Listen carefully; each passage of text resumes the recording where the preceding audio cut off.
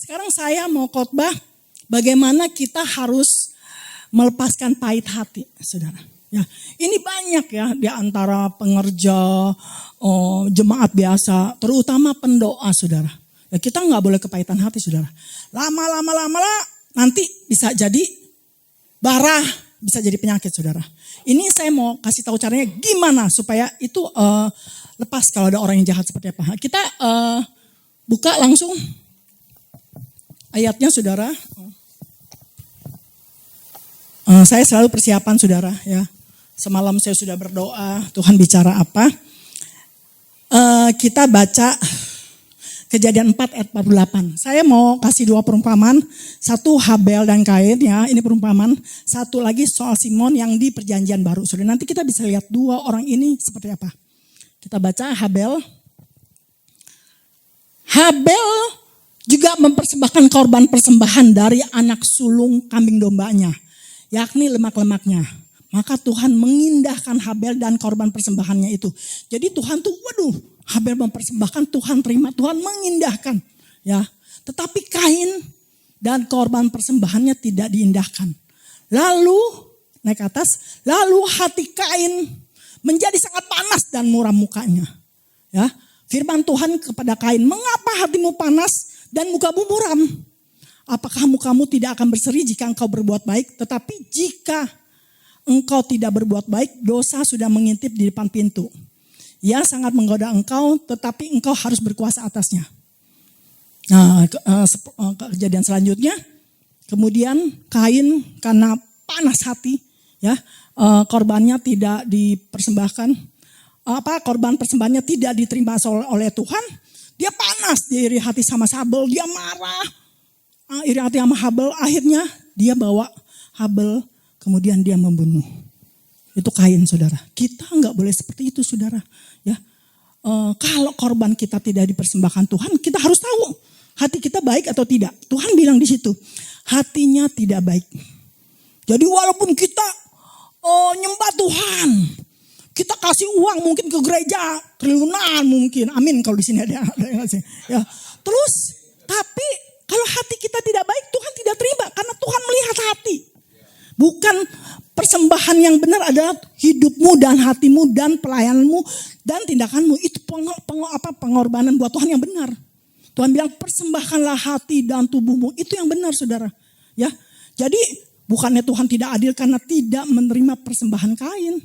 Tuhan tidak adil, saudara. Ya, bukan Tuhan seperti itu ya. Bukan Tuhan yang tidak adil, tetapi Tuhan adil. Jadi Kain marah. Karena yang negor dia Tuhan, dia marah, mukanya muram. Kita nggak boleh seperti itu, saudara. Sama saudara kita, sama teman kita. Wah, dia di ini, aku enggak. Kita yang beresin hati kita dulu. Hidup kita benar apa enggak? Hidup kita masih suka mencaci maki enggak? Hidup kita masih suka ngeluh enggak? Hidup kita masih suka merendahkan orang enggak?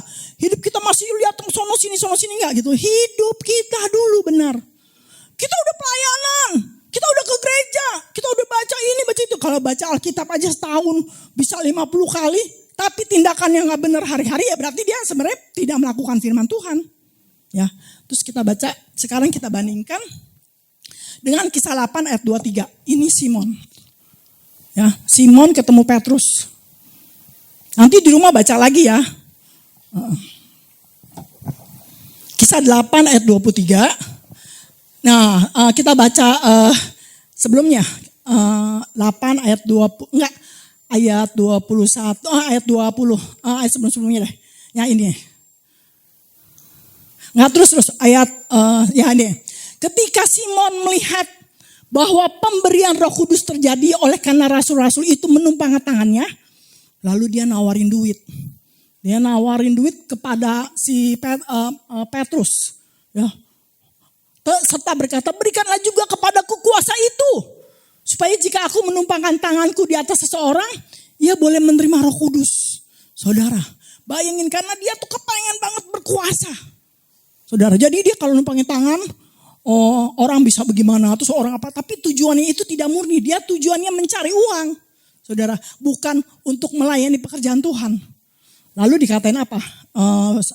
Petrus berkata apa? Ayat 20 Petrus berkata, tetapi Petrus berkata kepadanya, Binasalah kiranya uangmu itu bersama dengan engkau. Karena engkau menyangka bahwa engkau dapat membeli karunia Allah dengan uang. Kita gak bisa membeli karunia Tuhan ya dengan uang ya. Terus tidak ada bagian atau hakmu dalam perkara ini sebab hatimu tidak lurus di hadapan Allah. Saudara bicara lagi, hatinya tidak lurus di hadapan Allah. Terus, jadi bertobatlah dari kejahatanmu ini. Dan berdoalah kepada Tuhan supaya ia mengampuni niat hatimu ini. Kemudian, sebab kulihat bahwa hatimu telah seperti empedu yang pahit dan terjerat dalam kejahatan. Jawab Simon, ya.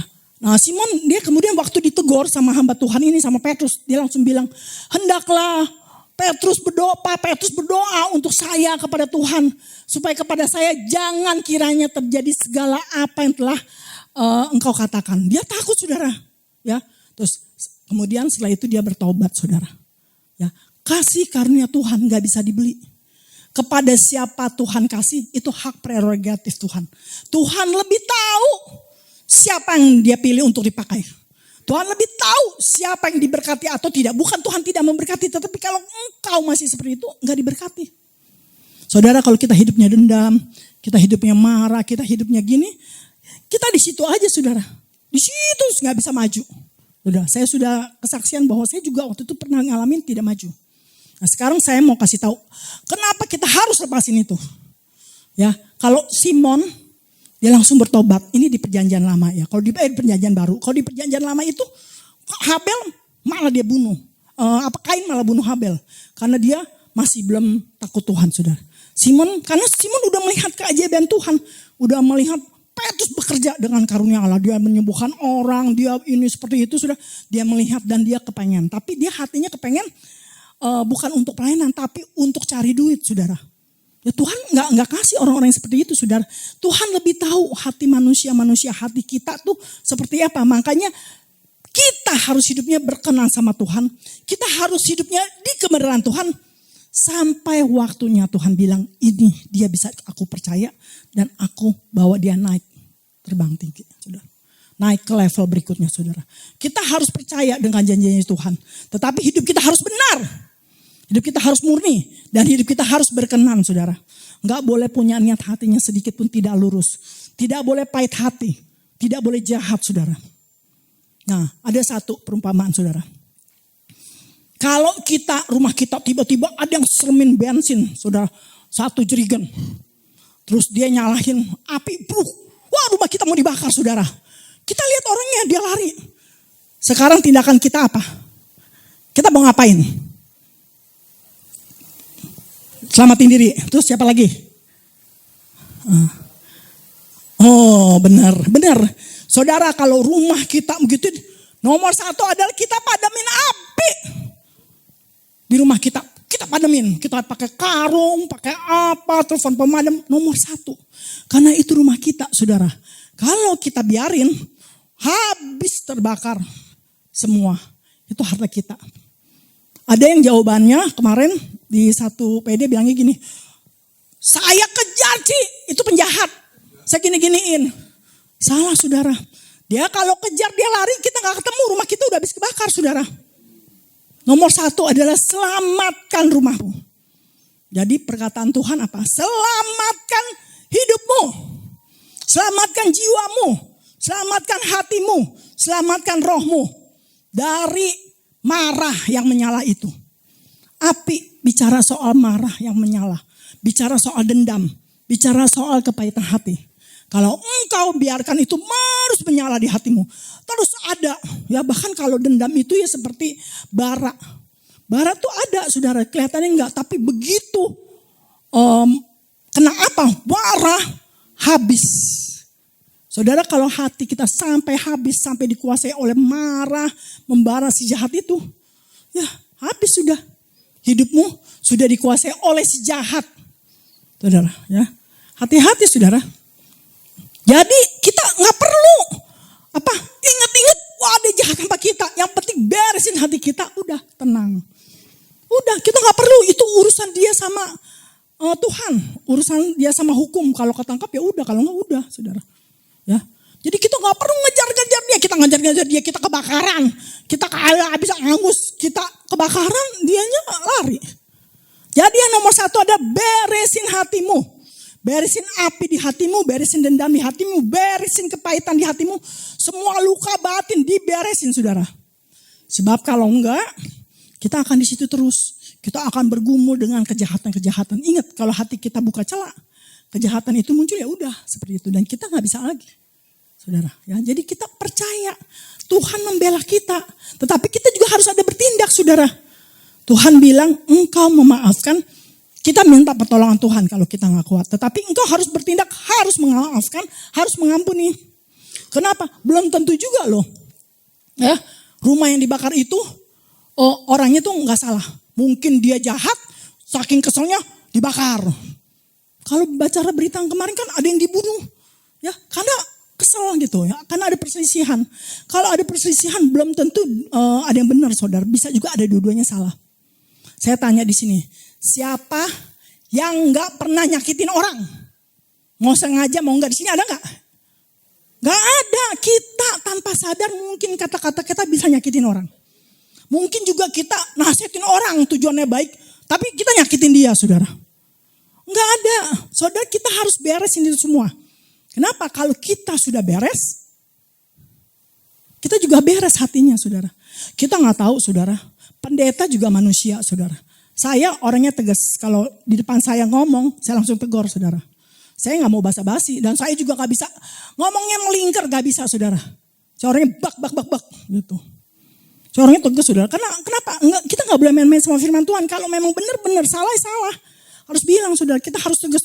Nggak perlu dibeli uang apa-apa, nggak perlu saudara pejabat. Kalau saya bilang salah saya bilang. Nggak peduli saudara ya. Terus ada mungkin yang sakit hati. Saya sih gak peduli juga, lu sakit hati bodo amat. Gue juga gak mau ketemu lu, emang siapa yang perlu? Saya sih gak peduli saudara. Iya, nanti kalau udah berapa tahun, kemudian nanti datang lagi ketemu saudara. Saya pernah dimaki-maki di lift saudara di Singapura. Cuma waktu itu saya memang gak ngelawan karena saya mendoakan seseorang. Saya bilang bapaknya akan mati, saya tidak berhikmat. Harusnya saya cuma bilang, ya kita berdoa deh, kita berdoa. Tapi karena waktu itu saya dapat penglihatan bahwa papanya akan meninggal ya udah. Tapi anak bungsunya gak terima. Saya dimaki-maki tapi saya gak melawan. Saya minta maaf. Saya minta maaf karena saya tahu dia tidak mengerti firman. Dan dia sakit hati. 3 tahun atau 5 tahun kemudian dia ketemu saya di Surabaya. Dia ceritain semuanya dan dia minta maaf. Saya bilang, saya udah lupa. Muka kamu aja saya gak ngeh. Saya bilang, soalnya cuma ketemu sekali. Dan saya juga gak peduli saudara, saya jalan terus. Kalau itu benar firman ya saya katakan saudara. Ya. Jadi gak perlu takut saudara, tapi kita juga gak perlu sok nasihatin, sok apa. Bikin rumah tangga orang rusak ya gak boleh saudara. Harus pakai hikmat, karena tujuan kita harusnya berdamai. Bukan cari muka, bukan cari gua berjasa. Enggak saudara, hati kita harus tulus. Hati kita harus murni saudara. Jangan gosipin pendeta pendeta tuh gak boleh. Saudara dosa. Ya, pendeta orang yang diurapi Tuhan. Ya, gak boleh saudara, dosa saudara. Ya. Jadi saya cuma bilang beresin hatimu. Kalau beresin hatimu udah beres, engkau worship, engkau penyembahan Tuhan berkenan. Ya, engkau melayani Tuhan berkenan. Kenapa ada yang bilang, pelayananmu sia-sia, gak dijayain Tuhan? Ya karena hatinya masih bengkok. Seperti Kain, hatinya bengkok. Hatinya jahat saudara, seperti Kain. Jadi gak bisa saudara. Kita harus murni di hadapan Tuhan. Saudara ya. Saya juga gak peduli kalau ada orang ngomong, saya juga gak peduli, bodo amat. Soalnya kita sibuk saudara melayani. Jadi gak bisa dengar kiri, gak bisa dengar kanan. Lepasin semua sakit hatimu, lepasin semua kepahitanmu, lepasin semua. Beres, udah. Tuhan berkenan, Tuhan menjawab semua doa-doa. Bahkan waktu Habel, Tuhan ngomong langsung sama Kain, Habel persembahannya diindahkan Tuhan. Berarti diterima sama Tuhan. Ya, sedangkan Kain mempersembahkan tanah. Habel cuma mempersembahkan kambing domba loh. Kambing domba harganya gak seberapa, tapi Kain mempersembahkan tanah. Tanah harganya lebih mahal. Tapi tidak berkenan sama Tuhan. Sebab memang Tuhan gak perlu duit saudara. Tuhan cuma perlu hati manusia yang berkenan. Kita diciptakan sama Tuhan. Kita yang ngikutin Tuhan, kita yang jalannya ditentukan sama Tuhan. Bukannya kita yang gini-gini Tuhan. Terbalik saudara. Tuhan yang berkuasa. Jadi kalau kita taat, Tuhan bawa kita kemana aja pasti jadi. Janji-janji Tuhan pasti terjadi. Nubuatan pasti jadi nyata. Karena kita ngikutin jalannya Tuhan, saudara. Bukan ngikutin jalan-jalannya sendiri. Saudara, saya kemarin ada yang WA, saudara. Saya tahu orang ini ngutang-ngutang, saudara. Tapi saya gak ngomong apa-apa, saudara. Terus dia masih ngomong-ngomong. Dia ngomongin satu pejabat gini, saya sih bodo amat, saudara. Akhirnya orang ini diciduk, saudara. Saya kaget loh. Waktu dia diciduk, dia minta tolong sama satu teman saya ngadu sama saya. Waduh, gue gak begitu kenal, saya bilang. Ya gak bisa, saudara. Itu akibat, saudara. Ya, kita tidak boleh sembarangan bicara, saudara. Ya, yang penting adalah hati. Yang penting adalah kita jalanin firman Tuhan. Ya, sampai janji-janji itu. Memang ada halangan. Siapa bilang lurus-lurus? Enggak, karena iblis yang berkuasa di bumi ini pasti menghalangi. Pasti menghalangi janji Tuhan. Tapi kalau kita di dalam Tuhan, kita bisa terobos. Karena ada pertolongan Roh Kudus. Saudara ya, jadi jangan takut kalau ada yang bilang, pokoknya gue bawa lu sampai lu masuk neraka. Oh, gak bisa, dia gak berkuasa. Yang berkuasa adalah Tuhan yang dalam kita lebih besar. Jadi jangan takut kalau diancam-ancam. Gue begini-begini, jangan takut. Lu begini, jangan takut, saudara. Kita hidupnya benar, ada perkenan Tuhan, pasti ada perlindungan. Kecuali kalau kita hidupnya gak benar, berarti kita menyimpang dari pelindungan Tuhan. Gak jadi, saudara. Oke? Firman Tuhan sekian. Tepuk tangan untuk Tuhan Yesus. Saya akan bernubuat, saudara. Saya menantikan teman. Mungkin temannya gak berani masuk. Ada teman saya di luar tadi WA. Saya bilang masuk, tapi dia gak mau masuk, saudara. Ya udah. Tuhan terima kasih. Dia Katolik, saudara. Tapi tadi saya bilang udah masuk, suruh masuk, dia lagi di parkir, suruh, mungkin gak enak. Udah gak apa-apa. Tuhan, terima kasih waskaraya rabarase, wakanaya ramarase, waskaraya rabarase. Tuhan bilang, Tuhan memimpin orang-orang yang di sini. Ya, dia pimpin semua ini, kita rombongan dipimpin. Jangan takut, ada Tuhan Yesus di depan. Ya, Roh Kudus yang jagain kita. Kita ngikutin jalan Tuhan. Tuhan bilang satu-satu terjadi nubuat yang terjadi. Karena Tuhan yang mimpin di depan dan kita ngikutin Tuhan. Bukan ngikutin hati kita, bukan ngikuti apa kata orang. Kita ngikutin Tuhan. Tuhan bilang baca firman Tuhan setiap hari. Saya melihat di sini ada seseorang yang baca firman setiap hari. Dia baca Alkitab setiap hari. Ya, ada yang lihat YouTube hamba-hamba Tuhan firman lagi khotbah, dia lihat. Saudara, ada perubahan-perubahan yang lebih bagus. Saya melihat ada hati yang dirubahin. Saya melihat ada hati yang merah. Ada hati yang merah itu masih sakit hati, masih membara. Tapi Tuhan ubahin menjadi hati yang putih bersih. Hati yang murni. Tidak sakit hati lagi, tidak dendam lagi, tidak memendam amarah lagi. Tuhan terima kasih Tuhan. Terima kasih Tuhan. Ada satu, dia cuma bilang sama Tuhan, Tuhan, udah pokoknya abis ini aku menikah, dan itu akan terjadi. Karena saya juga bernubuat sama orang ini, udah pokoknya gak usah mikir gimana, pokoknya abis ini kerja terus menikah gitu. Saya bilang udah gak usah ngomong, pokoknya gak usah ini, ada di sini, udah pokoknya udah gitu ya. Karena dia ngomong gitu. Ya saya dikasih tahu hatinya sama Tuhan, udah jangan minta macam-macam, udah memang janji Tuhan begitu. Yang penting nanti suaminya kaya, udah gitu saya lihat. Karena saya lihat suaminya kaya, saudara. Ya, itu berkat dari Tuhan. Itu berkat dari Tuhan karena Tuhan yang tentuin, ya, bukan karena kita gimana-gimana gitu, ya. Tuhan, terima kasih Tuhan. Terima kasih waskaraya rabarase wahadaya rabarase. Terima kasih Tuhan Yesus. Terima kasih. Saya juga lihat ada properti yang dijual, ya. Saya melihat ada rumah yang di luar kota, kejual. Tuhan bilang terjual, sold out. Saya juga melihat ada apartemen, Kelapa Gading sold out. Cuma saya gak tahu waktunya Tuhan. Pokoknya pasti. Kalau Tuhan bilang pasti. Ya. Tuhan terima kasih Tuhan. Terima kasih. Yang butuh kerja pasti dapat kerja. Ya, pokoknya Tuhan sudah murnikan hati kita. Kita hatinya murni aja udah. Pokoknya janji Tuhan terjadi. Dalam nama Tuhan Yesus. Saya juga lihat gereja ini ya. Kalau saya berdoa gereja ini ya. Kalau di rumah. Saya sebenarnya gak berdoa gitu. Maksudnya gak berdoa gitu. Tapi kalau lagi berdoa Tuhan kasih lihat. Gereja ini akan besar. Gereja ini akan penuh. Mula-mula penuh. Kemudian nanti duduknya pada lesehan tuh mungkin anak muda. Kemudian ada yang digedein lagi gitu loh.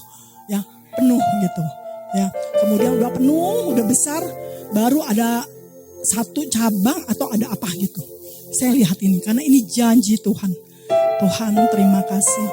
Terima kasih waskaraya rabarase. Tuhan bilang banyak pengusaha-pengusaha ke tempat ini. Karena ada urapan bisnis di tempat ini. Ada urapan, saya nggak tahu, pokoknya Tuhan bilang ada urapan. Ya, urapan keuangan di tempat ini. Terima kasih Tuhan. Terima kasih Tuhan Yesus. Terima kasih Tuhan, terima kasih. Pengusaha-pengusaha muda datang ke tempat ini. Menyembah, duduk, memberi kesaksian, bahkan melayani tempat ini. Terima kasih Tuhan. Terima kasih Tuhan Yesus. Terima kasih Tuhan Yesus. Terima kasih Tuhan Yesus. Terima kasih Tuhan Yesus. Amin.